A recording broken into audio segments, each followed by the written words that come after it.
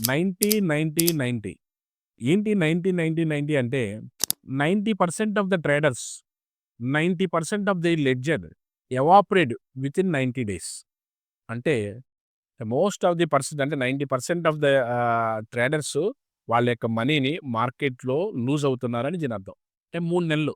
3 నెలల్లో మార్కెట్‌లోకి రావడం, డబ్బులు పోగొట్టుకోవడం, ఎళ్ళిపోవడం కూడా జరుగుతుందంట.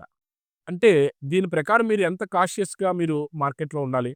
ట్రేడింగ్ చేయడం వల్ల మీ యొక్క లెడ్జర్ ఏదైతే ఉన్నదో మీ యొక్క అమౌంట్‌ని మీరు లూజ్ అవ్వడానికి ఎక్కువ ఛాన్సెస్ ఉన్నాయి. ట్రేడింగ్ ఎప్పుడు చేయాలంటే నేర్చుకోవాలి. First learn, then earn.